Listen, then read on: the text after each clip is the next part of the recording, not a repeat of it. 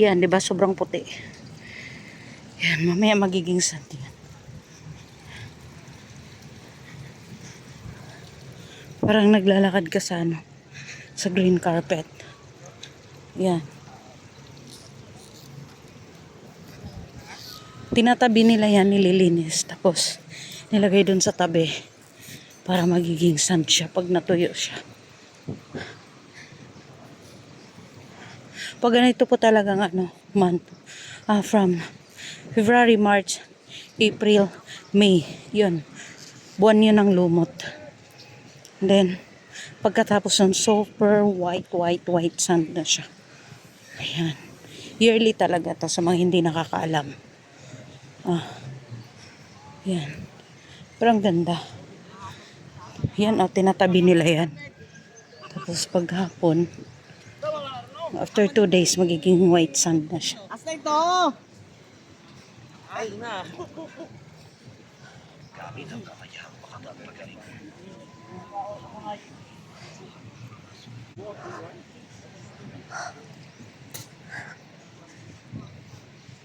Yan.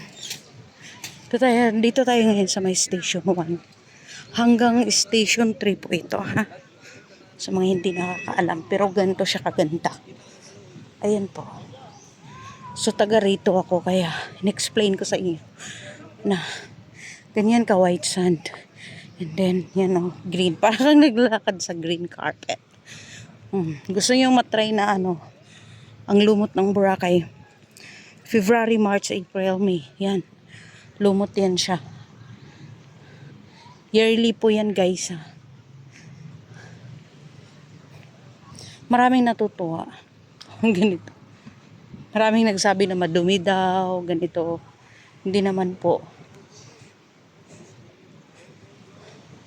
Yung mga bago lang dito sa ano, yung mga bagong guests, yan, tatanong talaga sila, bakit lumot, bakit ganito. Siyempre nagtatanong sila. Pero yung mga pabalik-balik na, yun minsan sila na rin yung nag-i-explain sa ibang guests.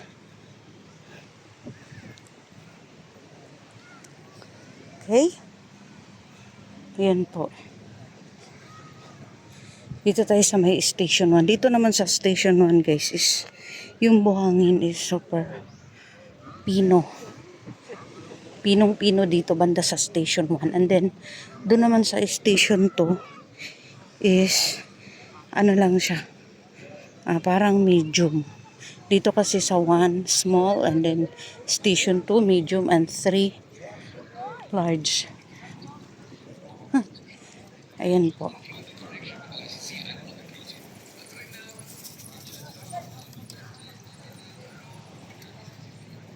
Yan siya, lumot.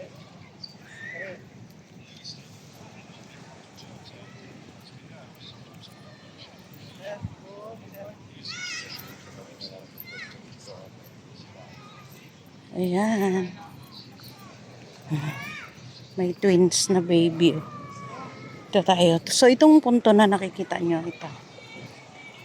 Pag mga 9 kasi, mga 9 AM, 10 AM, ayan yung dagat hanggang dito na yung tubig.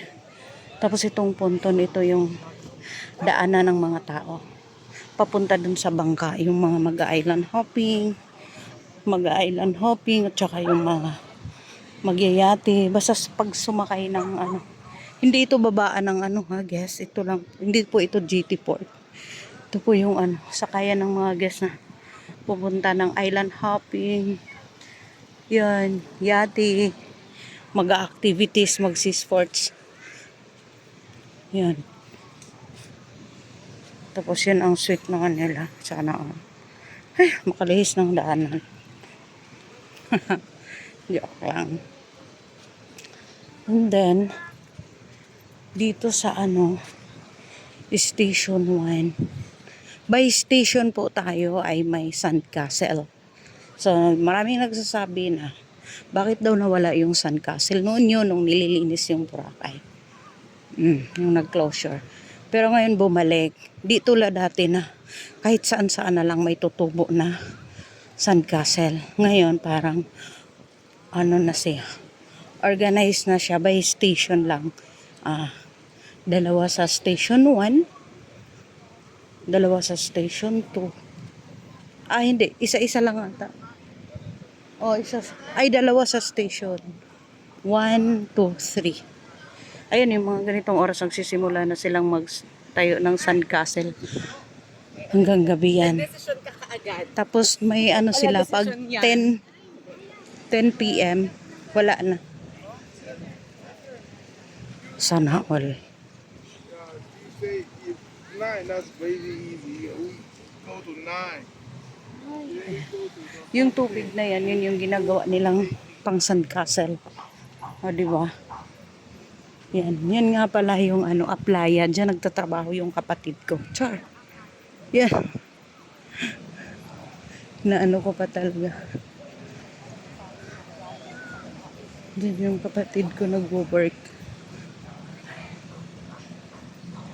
So, itong Boracay is napakahaba po. Ang shore niya. Station 1, haba na. Station 2. Station 3. Kita nyo no, mula doon yung may cross na yon, and then papunta doon yung ito naman yung dulo. Yan. Likod noon JT Port. Babaan ng mga turista. Mga po. Huh. Ito bang may dito?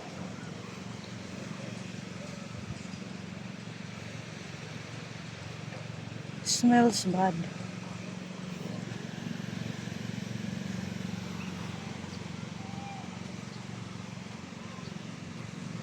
Wow. Kung may mga naka-block. Tama.